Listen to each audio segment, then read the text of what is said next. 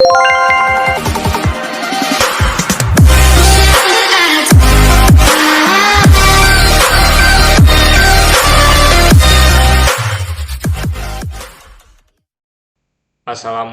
warahmatullahi wabarakatuh.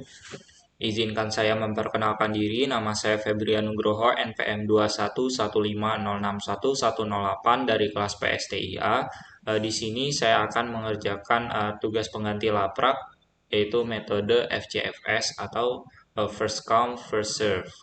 Nah, sebelum itu saya akan mencoba untuk mereview sebentar materi yang telah diberikan oleh para asisten dan sudah dijelaskan juga. Nah, yang pertama itu membahas mengenai materi pembahasan itu algoritma penjadwalan.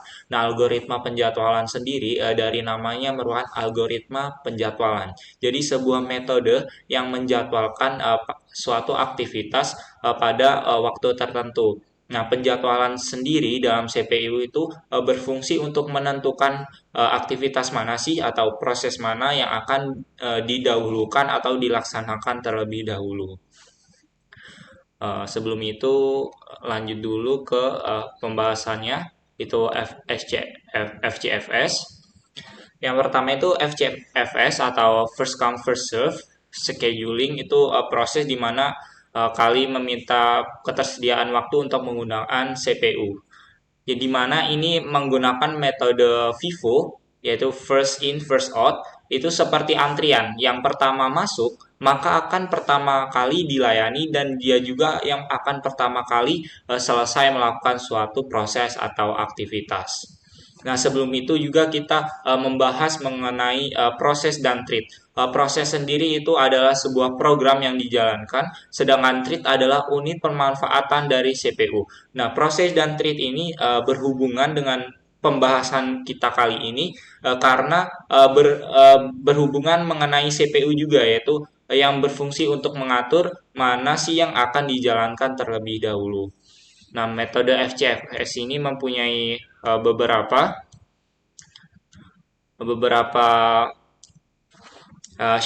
beberapa ciri-ciri. Yang pertama itu seperti yang tadi saya katakan, pekerjaan dieksekusi berdasarkan pertama datang atau pertama dilayani, atau metode FIFO, namanya first in first out.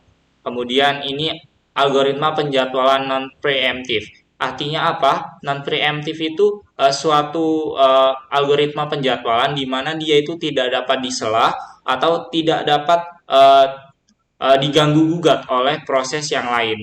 Dia itu tidak memandang panjang burstnya ataupun yang lainnya. Kemudian FCFS atau sering dipanggil PTPD atau pertama tiba pertama dilayani dalam bahasa Indonesia, itu mudah dimengerti dan diimplementasikan karena tadi menggunakan metode yang pertama datang maka pertama dilayani. Ini antrian FIFO seperti yang sudah saya jelaskan. Nah, ini kinerjanya buruk karena waktu tunggu rata-rata tinggi. Karena tadi metode ini dia tidak memprioritaskan atau yang panjang burst time-nya lebih pendek didahulukan. Oleh sebab itu dia yang pertama kali datang maka pertama kali dilayani. Maka dia tidak memandang yang lebih pendek burst time-nya atau lebih panjang burst time-nya. Dia hanya melihat siapa yang pertama kali datang, maka akan pertama kali dilayani.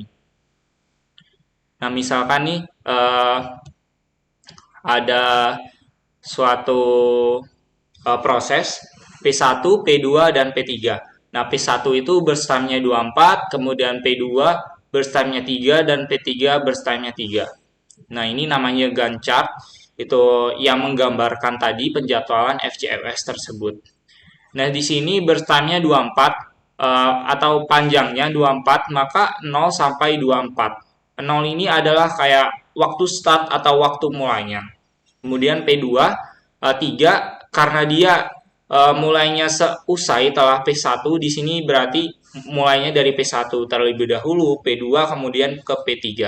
Nah, di sini P1-nya mulai dari 24, maka ditambah 3 maka selesai di 27. Kemudian ditambah 3 lagi maka di 30.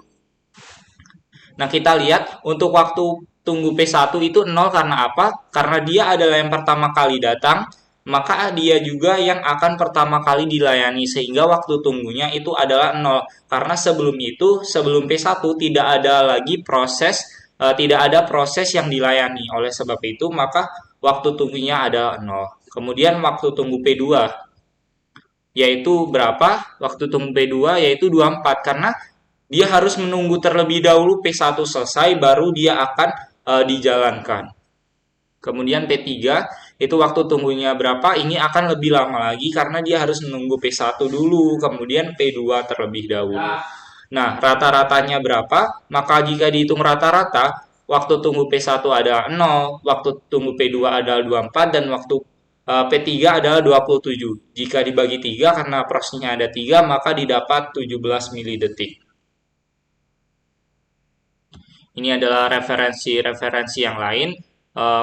Sama, intinya sama, digambarkan dengan gancar supaya lebih jelas.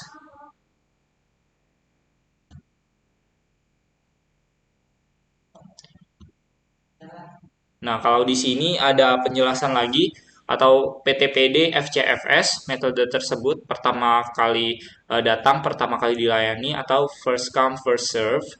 Di sini ada proses sama kayak seperti tadi, ini adalah burst time-nya atau lama prosesnya. Kemudian ini waktu tibanya. Nah, kalau ini ada waktu tiba ini seperti ininya. Kalau ini P1 waktu tibanya berarti 0, kemudian P2 dan seterusnya seperti itu. Nah, kalau di sini gancatnya itu lebih didefinisikan lagi jadi per proses dia. Jadi setiap 1 milidetik ataupun satu panjang burst time itu didefinisikan oleh satu kotak. Kalau ini kan kotaknya nyambung gitu. Ini sebenarnya ada 24. Jadi seperti itu. Jadi di sini bisa juga dilihat waktu tibanya, misalkan proses A kita lihat 0, maka B, C, D juga mengikuti seperti di tabel, lama prosesnya juga mengikuti seperti di tabel. Kemudian saat rampung, ini adalah seperti tinggal ditambahkan 4 tambah 7. Pertama 4 karena dia nggak ada, karena dia paling awal maka 4, kemudian 4 tambah 7 11, 7 tambah 11 ditambah 3, kemudian 14, 14 ditambah 8, 22. Kemudian ini lama tanggap dari rumusnya SR dikurang WT atau saat rampung dikurang waktu tibanya. Saat rampung 4 dikurang waktu tibanya 0 maka 4. Kemudian 11 dikurang 1, 10 dan seterusnya. Nah, ini didapat jumlahnya, kemudian didapat ratanya yaitu 10. Nah, kemudian tinggal digambarkan. Jadi untuk program proses A, maka dia itu mulai dari saat 0, 1, 2, 3. Dan seterusnya seperti pada Gantt ini. Nah, itulah tadi review sedikit. Mungkin ada yang terlewat. Kalau tadi saya sudah membahas tentang non preemptif, maka kebalikannya yaitu preemptif itu dapat disela dengan melihat contohnya itu panjang burst time-nya tersebut. Jika ada, misalkan sudah dijalankan, kemudian ada nih suatu proses yang mempunyai panjang burst time lebih pendek, maka dia akan didahulukan. Baik, di sini saya akan melakukan sebuah percobaan. Kita langsung saja ke CPU simulator.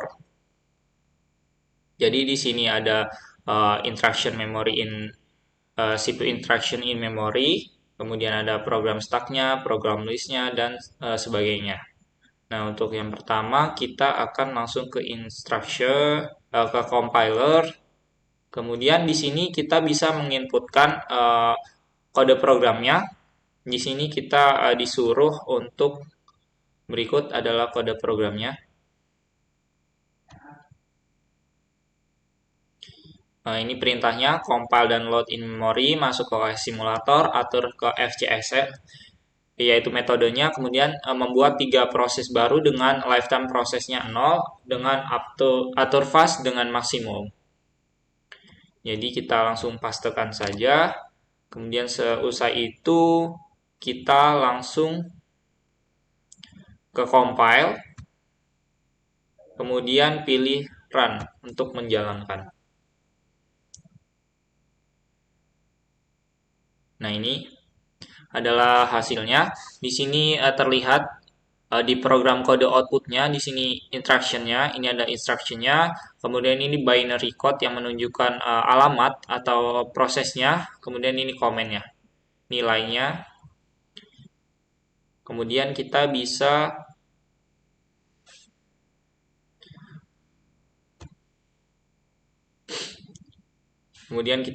lihat ini program compilernya. Kita show os. Nah, ini tadi kita disuruh untuk metodenya FCFS, kemudian paling cepat,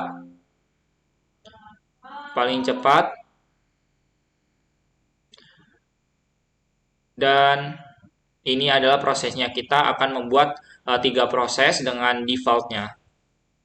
Kita langsung saja create new proses. 1, 2,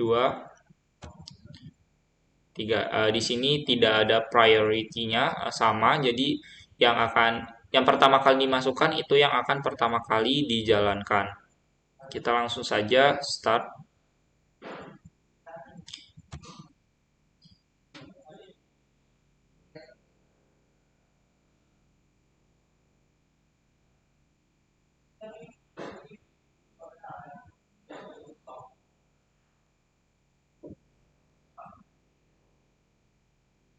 Nah, ini sudah selesai dijalankan. Kita bisa lihat di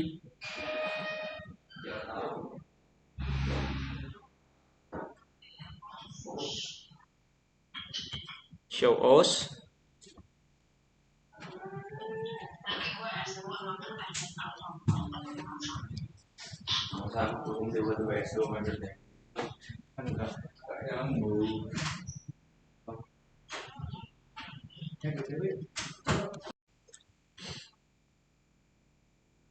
Di sini saya akan langsung mempastekan atau menempelkan kode program tersebut.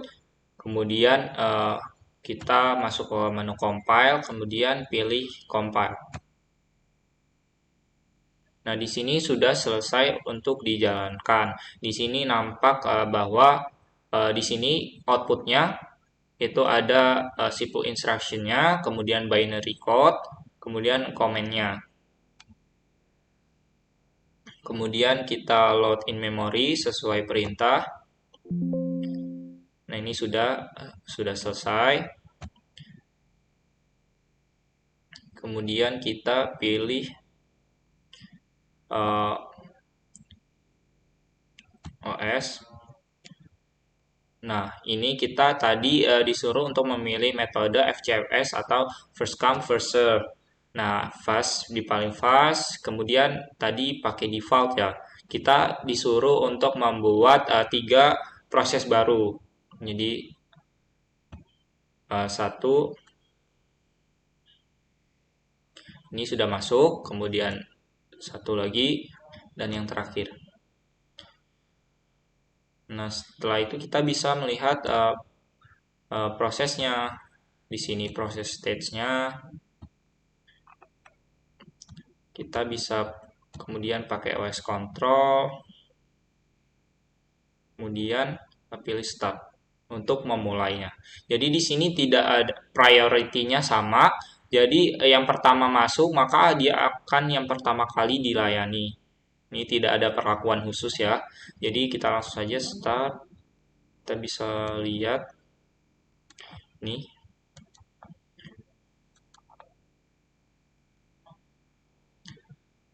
Tiga yang terakhir seperti yang sudah terlihat. Maaf tadi gambarnya agak terlalu ke bawah. Jadi di sini yang tadi pertama kali itu yang paling di hate itu adalah proses 1, kemudian disusul proses 2 dan proses 3 yang di belakangnya. Nah, di sini kita lihat key yang berwarna kuning adalah CPU aktifnya, di mana jika CPU-nya itu 1, itu yang akan dijalankan itu 1 thread, maka itu single thread. atau prosesnya itu cuman yang dijalankan itu hanya memakai satu utas saja, yaitu satu thread saja, sedangkan yang lain inaktif. Nah, kita lihat tadi masuk ke CPU sesuai dengan urutan yang kita masukkan pada create new process tadi. Jadi yang pertama adalah P1, kemudian P2, kemudian disusul oleh P3. Kita bisa close terlebih dahulu. Kemudian kita lihat view lognya. Nah, kita bisa lihat di sini untuk P1 tadi waiting time-nya itu sekitar 0,06 second. Nah, ini seperti kenapa sih 0,06 ini kita bulatkan terlebih dahulu menjadi 0, karena misalkan nih kita berada di suatu antrian. Nah, antrian itu kosong. Nah, kita saat mau masuk antrian tersebut, misalkan berjalan nih ke antrian tersebut, itulah waktu tersebut. Jadi ya itu kayak selah untuk masuk ke antriannya, tapi sangat minim atau sangat singkat. Jadi di sini 0,06. Kemudian untuk P2 itu jika selesai P1 dilanjutkan P2. Nah, itu uh, waiting time-nya sekitar 5,13 detik. Kemudian untuk P3-nya itu sekitar waiting time-nya 10,14 detik. Nah, jika di rata-rata itu akan menghasilkan 5,11. Nah, itulah tadi kenapa uh, metode ini itu uh, tidak memprioritaskan, dia itu hanya memprioritaskan yang pertama kali masuk, maka dia akan pertama kali dilayani. Bisa kita close. Untuk di sini burst periodnya kurang lebih sama semua, 95. Memory swap count-nya juga sama, 0. Jadi tidak ada perlakuan khusus pada setiap prosesnya. Kita juga bisa lihat di sini. Ini sama seperti waiting time-nya tadi. Kalau P1 itu 0,0 sekian, kemudian P2-nya 5, sekian, kemudian P3-nya 10, sekian, dan di rata-rata mendapatkan hasil sekitar 5,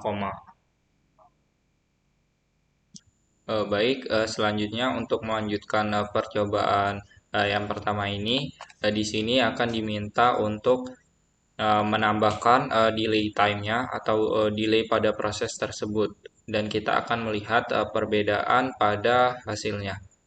Ini sama settingnya, kita paling tinggi ya seperti tadi, paling cepat. Untuk proses yang pertama kita delay prosesnya kita ubah terlebih dahulu, yaitu second. Kemudian misalkan proses pertama ini delaynya adalah 6 second, kemudian kita create new process. Ini sudah masuk. Kemudian proses yang kedua, misalkan delay prosesnya yaitu adalah 2 second. Kemudian create new process akan masuk di sini. Kemudian yang terakhir, proses ketiga, kita akan memasukkan delay prosesnya, yaitu misalkan lebih besar dari proses 1 dan 2, yaitu misalkan 8. Kita create new process. Jadi di sini delay-nya untuk proses yang pertama itu 6 second, proses yang kedua itu 2 second, dan proses yang ketiga yaitu 8 second. Kita bisa melihat bagaimana hasilnya. Kita start. Kita lihat prosesnya. Di sini 2 akan diproses terlebih dahulu. Yang masuk di dalam CPU, kemudian 1 proses pertama. Kemudian diikuti oleh proses yang ketiga. Nah, seperti ilustrasi pada view proses stage-nya. Ini sama dijalankan oleh satu CPU. Nah, itu kenapa bisa seperti itu? Kenapa tidak P1 terlebih dahulu, kemudian P2, kemudian P3? Itulah yang diakibatkan oleh pengubahan delay prosesnya, di mana yang diproses pertama kali yaitu proses nomor 2 dengan delay proses yaitu 2 second. Kemudian disusul oleh proses nomor 1 dengan delay proses 6 second dan yang terakhir itu proses ketiga 8 second. Nah, itu seperti pengurutannya. Jika delay prosesnya semakin kecil dan perlakuannya hal lainnya itu sama, maka yang akan dieksekusi terlebih dahulu atau dijalankan yaitu yang memiliki delay time-nya itu yang paling sedikit. Jadi yang dijalankan secara berurutan yaitu P2, P1 dan disusul oleh P3. Kita bisa lihat view lognya. Nah, di sini untuk P1, di sini kita bisa lihat yang pertama itu P2, kemudian P1 dan P3. Nah, untuk P2 sendiri itu waiting time-nya itu 0, karena dia itu yang pertama kali masuk atau pertama kali diproses. Kemudian untuk P1 yang kedua proses yang dijalankan dia itu memakan waktu 8,2 second. Kemudian untuk P3 yang terakhir itu 16,19 jika didapatkan itu rata-ratanya yaitu 8,22 second. Jadi kesimpulan yang telah didapatkan pada percobaan kali ini, pada metode FCFS atau first come first serve, maka yang akan didahulukan yaitu proses yang pertama kali datang atau pertama kali dibuat create new prosesnya. Jika kita menambahkan delay time atau delay proses pada masing-masing proses, maka yang akan dijalankan terlebih dahulu yaitu proses yang memiliki delay time itu paling kecil. Jadi misalkan P1 seperti tadi, P2 itu dijalankan terlebih dahulu karena memiliki delay time paling kecil, kemudian disusul P1 dengan delay time 6, kemudian disusul oleh P3 yang merupakan delay time paling lama yaitu 8 second. Itulah tadi kesimpulan yang saya dapat dari percobaan kali ini. Jika ada kesalahan, saya mohon maaf. Saya akhiri. Wabillahi taufiq wal hidayah. Wassalamualaikum warahmatullahi wabarakatuh.